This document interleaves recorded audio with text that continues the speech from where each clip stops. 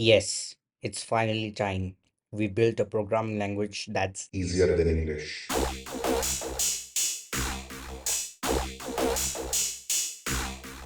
so welcome to everyone watching this video. In today's video, I'm going to be telling you how I created the world's easiest programming language in C++. The start, the code.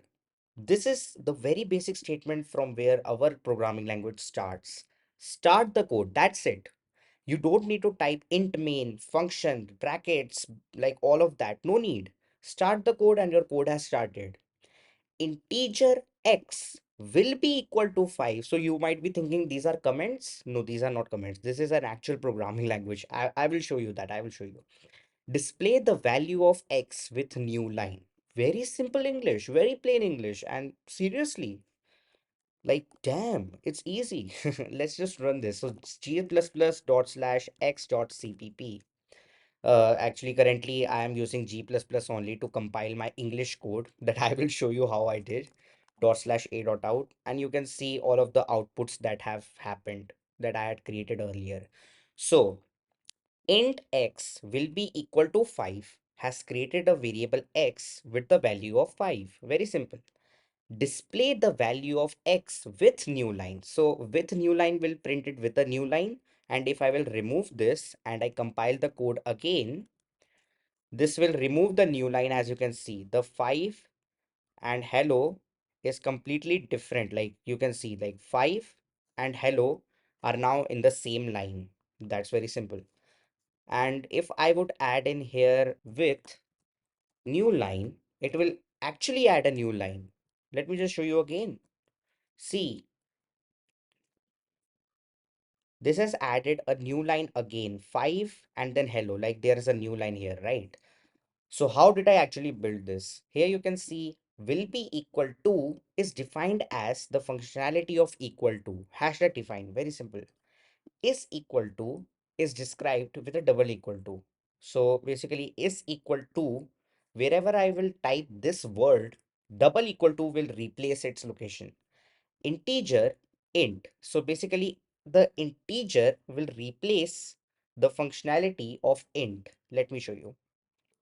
Integer x. Okay, so this is for declaring an integer x, and what you would type in C or C++ int x, right? But in my case, because I have hashtag defined integer, this integer will be used to create integers. In the same way, string z, very simple, right? Will be equal to. So this will be equal to will actually replace the functionality of equal to at that place. Now you might be thinking, how is this code working without an int main? What I have done is start the code. This macro start the code has this thing, int main with two brackets and a curly brace that has just started and not ended. Okay.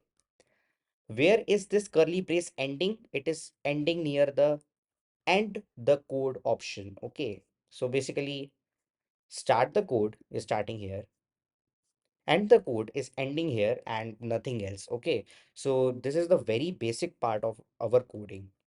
Integer x. So now how do you make loops in my programming language? You have the start the loop macro. How I have defined it? Start the loop macro is somewhere here. Yeah, start the loop macro is while true with curly bracket starting. Okay. And curly bracket ending is basically end the loop. Very simple, right? Check is used for if statements. So for example, to declare if statements, we use whether, check whether x is equal to 10. Okay, so check whether x is equal to 10, then we need to do whatever we want to. So we would print the value of yes, yes, or we would display the value of yo-yo noise or something like this, okay, with a new line. And after that, we would end check. End check means your if statement has started here, your if statement ends here directly. Very simple, right? So this is how I actually built this programming language. So this is how I build my programming language. Thanks for watching. Bye-bye.